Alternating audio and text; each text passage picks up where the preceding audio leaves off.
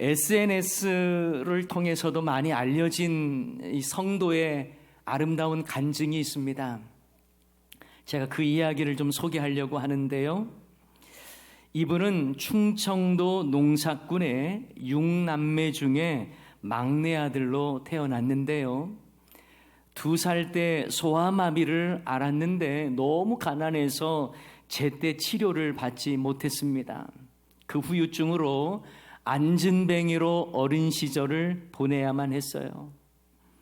이후에도 양옆에 목발을 의지하며 겨우겨우 다녔는데요. 그의 아버지는 아들의 장애를 부끄러워하면서 술만 먹고 오시면 폭력을 휘둘렀답니다. 어린 시절 제대로 설 수도 없었기 때문에 비료 포대 위에 엎드려 한 손으로 땅을 짚고 다른 한 손으로 포대를 잡아 끌었다고 해요. 맨 땅 위를 기는 자신을 보고 마을 사람들은 나중에 크면 영락없이 거지가 되겠네, 혀를 찼다는 거예요. 어머니의 등에 업혀 집에서 1시간 떨어진 초등학교에 입학하고자 했지만 장애인이라고 하는 이유로 입학은 허락되지 않았답니다. 학교에서 거절받고 돌아오는 날 어머니는 아들을 등에 업고 그의 언 발을 만지면서 아가야 춥지? 그 말 한마디가 이 어린 소년에게 살아갈 소망을 주었답니다. 그는 11살에 집을 떠나 재활원에서 목발을 짚고 홀로 서는 법을 배웠습니다. 그랬던 그가 이후에 서울대학교 수학과를 졸업하고 미국 버클리대에서 박사학위를 받습니다. 이후 카이스트와 서울대 교수를 거쳐 현재는 고등과학원 교수로 있습니다. 2007년에는 40세 이하의 젊은 과학자에게 주는 젊은 과학자상을 받았는데요. 그가 바로 장애를 딛고 기쁨 공식으로 인생을 풀어낸 세계적인 수학자 김인강 교수라고 합니다. 김인강 교수는 자신의 삶을 담은 기쁨 공식이라고 하는 이 에세이를 펴내어서 소외받고 있고 고통 가운데 있는 자들에게 새로운 희망과 용기를 주고 있습니다.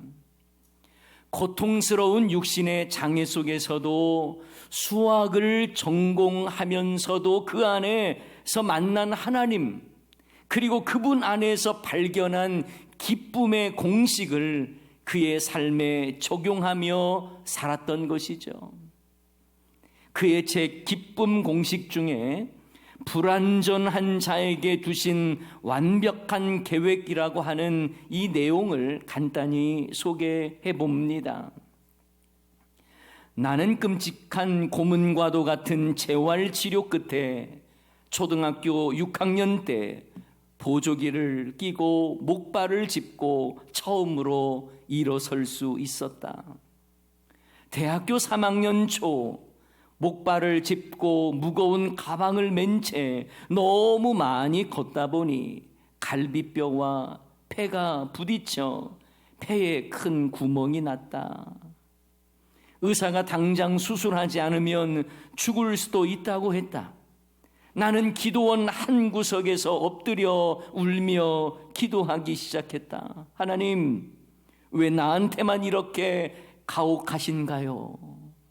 항상 아프기만 하고 아무 쓸모없는 나를 데려가 주세요. 그때 문득 등 뒤에서 찬송 소리가 들려왔다. 내 모습 이대로 주 받아 주소서. 날 위해 돌아가신 주 날 받아 주소서.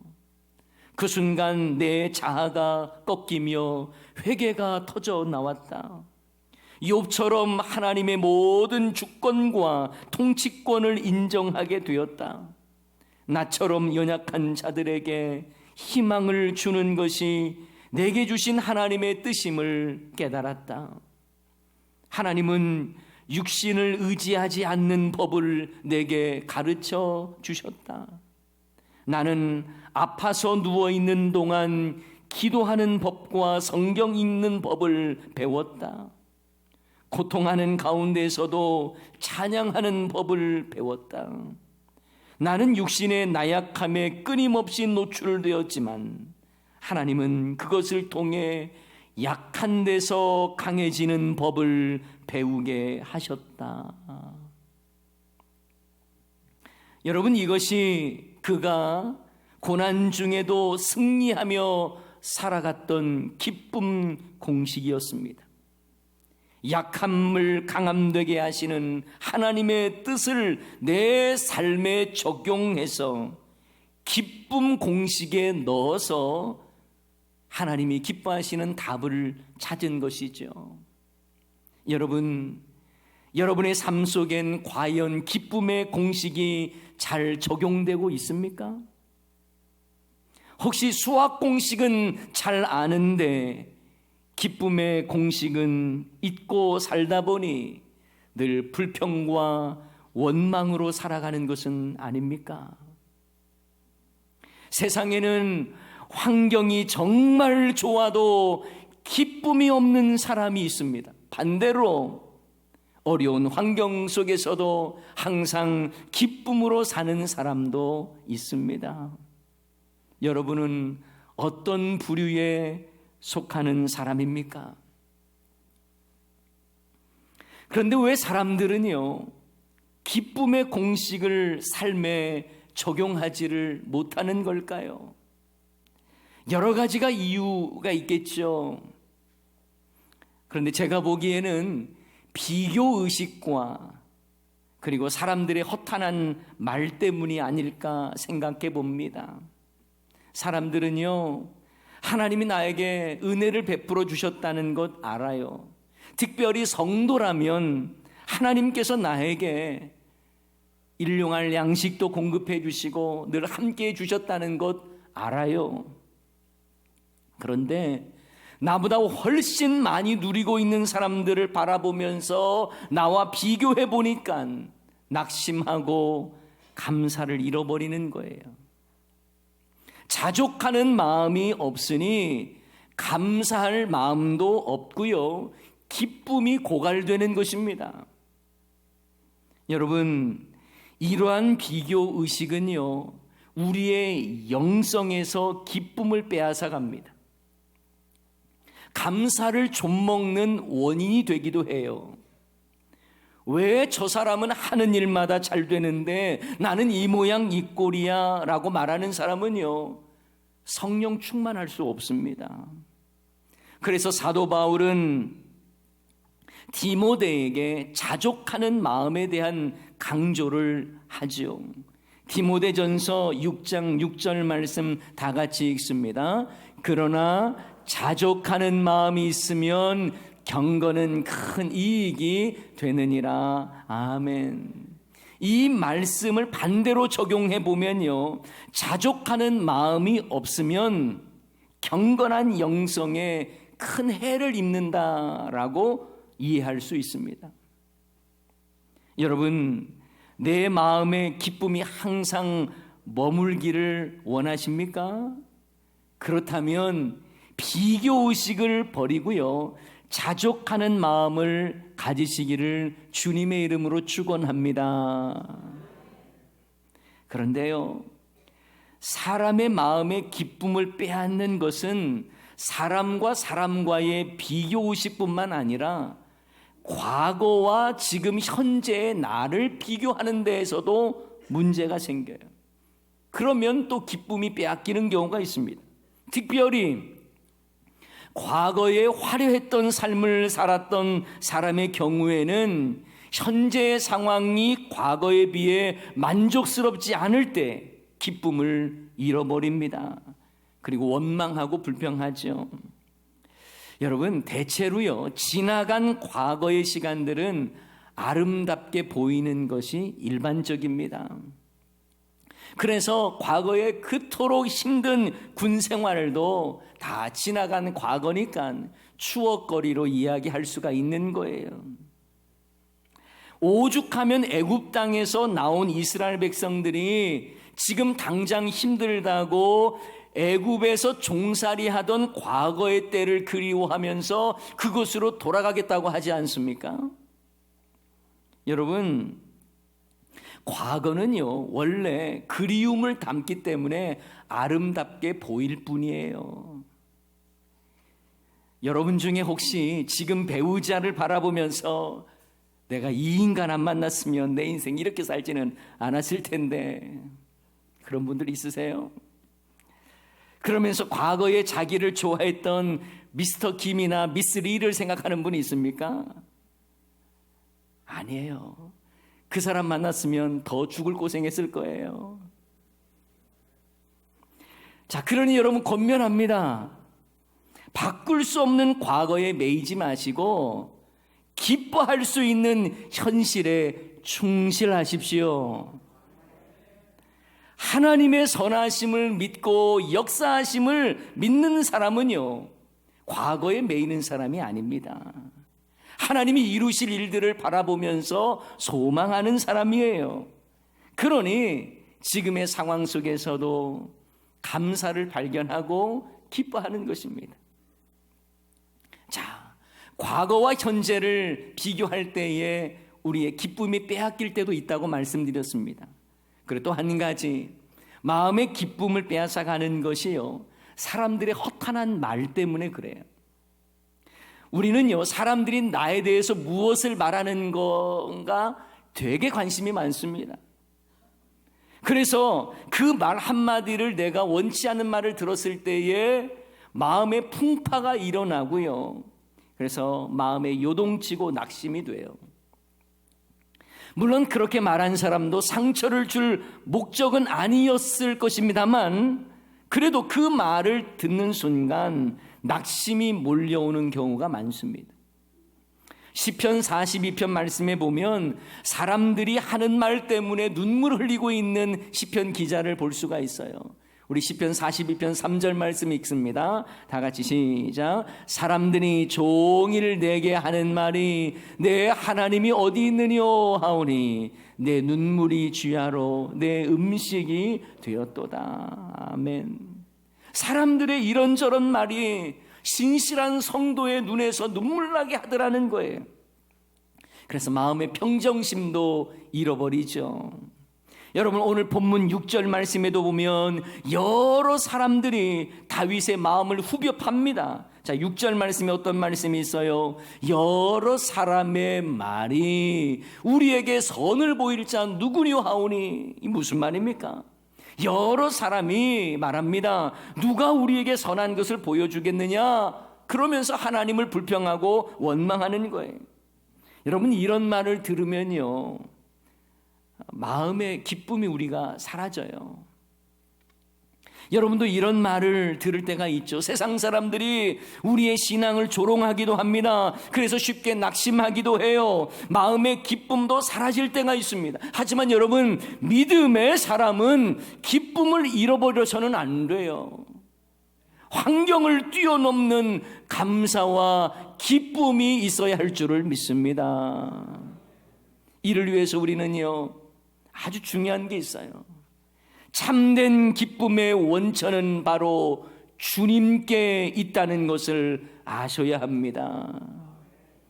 한번 따라해 볼까요? 기쁨의 원천은 주님께 있습니다. 믿으십니까? 아멘. 환경은요, 기쁨의 원천이 될 수가 없어요. 세상이 주는 쾌락도 순간적인 즐거움에 불과하지 참된 기쁨이 될 수 없습니다. 물질에 의한 기쁨은 물질이 없어지면 끝나요. 명예에 의한 기쁨도 그 명예로운 차이 내려오기만 하면 끝납니다. 도박이나 게임을 하면서 느끼는 잠깐의 즐거움도 욕심으로 가진 것을 잃게 되면 얼마나 허탄한 일이었는지를 알게 되죠. 그래서 연예인들이 한때 인기 배우였다가 인기를 잃으면 견딜 수 없는 방황을 하지 않습니까? 세상의 그 어떤 것으로도 우리 주님이 주시는 참된 기쁨을 대체할 수가 없는 거예요. 우리의 참된 기쁨은 여호와 하나님을 통해 주어집니다. 시편 37편 4절 말씀에 보면 또 여호와를 기뻐하라. 기쁨의 대상이 누굽니까? 여호와를 기뻐하래요. 환경을 기뻐하라고 하지 않았습니다. 여호와를 기뻐하라. 그가 내 마음의 소원을 내게 이루어 주시리로다. 기쁨의 대상이 환경이 아닙니다. 여호와를 기뻐하는 거예요. 요한복음 15장 말씀에도 보면 예수님 안에 있는 인생이야말로 참된 기쁨으로 충만할 것을 말씀합니다. 요한복음 15장 11절 말씀, 내가 이것을 너희에게 이름은 내 기쁨이, 예수님의 그 기쁨이 너희 안에 있어 너희 기쁨을 충만하게 하려 함이라. 여러분, 주님의 기쁨이 여러분 안에 있어야 하는 거예요. 기쁨의 원천이 바로 주님입니다. 사랑하는 여러분, 주 안에서 항상 기뻐하시기 바랍니다.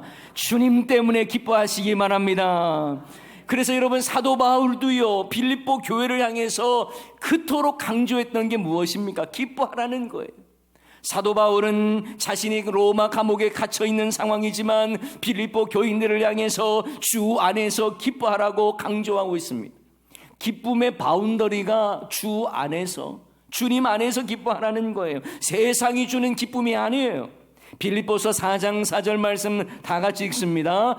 주 안에서 항상 기뻐하라. 내가 다시 말하노니 기뻐하라. 아멘. 여러분, 오늘 본문 말씀에도 보면 주께서 내 마음에 두신 기쁨, 이렇게 표현을 했습니다. 주님께서 저와 여러분의 마음에 기쁨을 두시는 거예요. 단순히 코미디 프로그램 본다고 해서 우리가 기쁨이 충만한 것이 아니라, 내 능력과 노력을 통해서 기쁨이 생기는 것이 아니라, 기쁨을 주시는 주체가 바로 우리 주님이십니다. 저도 최근에 여러 가지 일들로, 생각으로 참 마음의 기쁨이 약해질 때가 있었어요. 하지만 그럴 때일수록 주님 앞에 나아가서 내 자신을 그대로 내어놓을 때에 하나님께서 새로운 기쁨도 주시고 평안도 주셨습니다.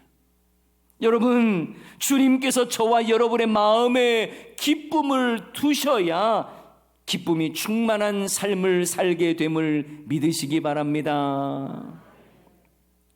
그러므로 혹시 내 마음의 기쁨이 사라질 때 어떻게 해야 될까요? 주님과 더 깊이 교제하고 주님과 더 깊은 소통을 해야 하는 거예요. 하나님과의 깊은 친밀함을 통해 마음의 기쁨이 회복되는 것입니다. 그래서 오늘 본문 5절 말씀에도 보면 의의 제사를 드리고 여호와를 의지하라고 말씀하세요. 의의 제사라고 하는 건 의로운 제사를 의미합니다. 올바르게 올려드리는 예배를 말하는 거예요. 힘들고 어려울 때 오히려 더 우리는 겸손하게 주님의 은혜를 사모하며 의의 제사를 드리면서 여호와를 의지해야 한다라는 말씀입니다. 여러분, 내 마음에 기쁨이 없다고 유흥주점 찾아가고 클럽 찾아가고 사교 모임 찾아가면 해결될까요? 참된 기쁨은 생명의 근원이시며 기쁨의 원천이 되시는 예수님께 나아가야 하는 것입니다. 다른 방법이 없어요. 내 마음의 기쁨이 희미해질수록 오히려 주님께 더 가까이 나아가고 주님의 사랑을 깊이 경험할 때에 우리의 마음에는 참된 기쁨이 넘쳐날 것입니다. 그래서 주님으로 말미암아 기뻐하며 근심 걱정을 몰아내고 하나님이 주시는 그 위로와 평안 가운데에 기쁨을 얻는 거예요. 하박국 3장 18절 말씀에 보면 나는 여호와로 말미암아 즐거워하며 나의 구원의 하나님으로 말미암아 기뻐하리로다. 여호와 하나님으로 말미암아 즐거워해요. 구원의 하나님으로 말미암아 기뻐한다는 것입니다. 여러분, 느헤미야 8장 10절 하반절 말씀에도 이렇게 말씀합니다. 이날은 우리 주의 성일이니 근심하지 말라. 여호와로 인하여 기뻐하는 것이 너희의 힘이니라. 여호와로 인하여 기뻐하는 것이 너희의 힘이라고 말씀해 주십니다. 여러분, 주님이 주시는 기쁨은 세상의 풍요나 부유함, 그래서 열매를 맺는 그 어떤 것보다도 더 귀하고 아름답습니다. 세상이 알 수도 없고 줄 수도 없는 기쁨과 평안이 주님께서 주시는 그 기쁨 속에 있는 거예요. 자, 그래서 오늘 본문 7절에 이렇게 말씀합니다. 우리 다 같이 7절 말씀 읽습니다. 주께서 내 마음에 두신 기쁨은 그들의 곡식과 새 포도주가 풍성할 때보다 더하니이다. 아멘. 주께서 내 마음에 두신 기쁨은 곡식과 새 포도주의 풍성할 때보다, 환경적인 부분이 좋은 것보다 훨씬 더 더한다라고 말씀하고 있습니다. 여러분, 주님이 내 마음에 두신 기쁨은 세상의 그 어떤 부유함으로도 대체할 수 없는 거예요. 그래서 성도는 도무지 기뻐할 수 없는 상황에서도 감사로 예배를 드리고 주님을 더 간절히 찾고, 또 외적으로는 기뻐할 수 없는 상황이지만 하나님이 주시는 위로와 평안을 바라보면서 기쁨으로 나아가는 것입니다. 그래서 여러분, 목장 안에서 제일 중요한 게 뭔 줄 아세요? 목장 모임에서 제일 중요한 것은 바로 감사 나눔이에요. 한 주간의 삶 어떠하셨는지 감사할 제목을 말하는 거예요.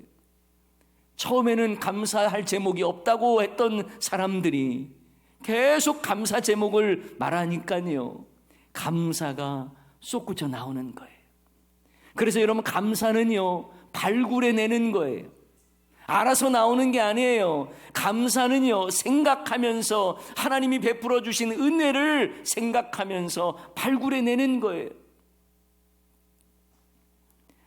참된 기쁨을 누리는 자는 그 기쁨이 환경을 통해서 결정되는 것이 아니라 주님을 통해서 얻고 누리는 거예요. 그 결과 하나님이 주시는 평안이 물밀듯 우리에게 임하죠.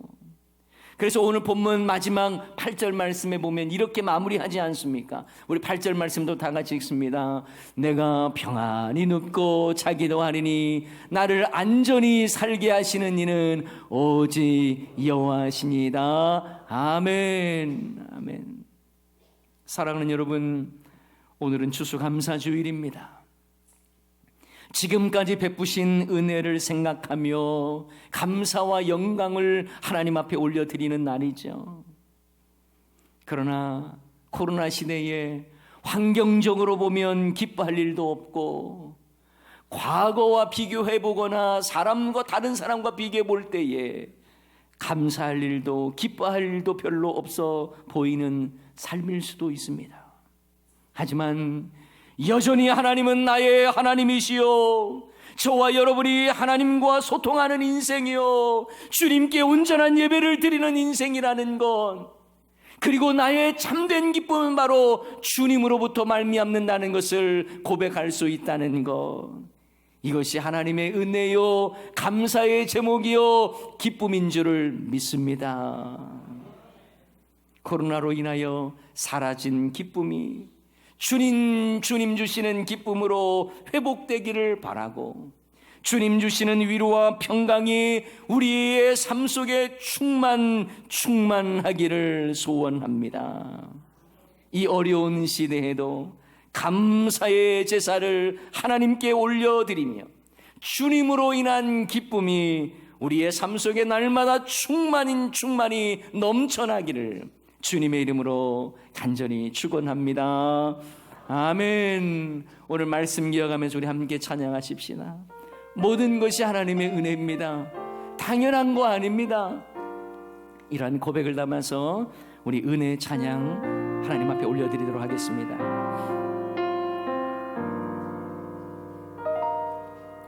내가 누려왔던 모든 것들이, 내가 지나왔던 모든 시간이, 내가 지나왔던 모든 시간이, 내가 걸어왔던 모든 순간이, 내가 걸어왔던 모든 순간이 당연한 것이 아니라 은혜여서, 당연한 것 아니라 은혜여. 아침 해가 뜨고 아침 해가 뜨고 저녁에 노을, 봄의 꽃향기와 가을의 열매, 변하는 계절의 모든 순간이 당연한 것 아니라 은혜. 모든 것이 은혜, 모든 것이 은혜, 은혜, 은혜, 한없는 은혜. 내 삶에 당연한 것 하나도 없었던 것을, 모든 것이 은혜, 은혜여서. 내가 이 땅에 태어나 사는 건, 내가 이 땅에 태어나 사는 건, 어린아이 시절 지금까지 숨을 쉬며 살며 꿈을 꾸는 삶, 당연한 것 아니라 은혜. 내가 하나님의 자녀로 살며, 내가 하나님의 자녀로 살며, 오늘 찬양하고 예배하는 삶, 복음을 전할 수 있는 축복이 당연한 것 아니라 은혜여서, 당연한 것 아니라 모든 것이 은혜, 모든 것이 은혜, 은혜, 은혜, 한없는 은혜. 내 삶에 당연한 것 하나도 없었던 것을, 모든 것이 은혜. 우리 목소리로만 한번 하겠습니다. 모든 것이 은혜, 모든 것이 은혜, 모든 것이 은혜, 은혜, 은혜, 한없는 은혜. 내 삶에 당연한 것 하나도 없었던 것을, 모든 것이 은혜. 우리 다 같이 모든 것이 은혜, 모든 것이 은혜, 은혜, 은혜, 한없는 은혜. 내 삶에 당연한 것 하나도 없었던 것을, 모든 것이 은혜, 은혜였소.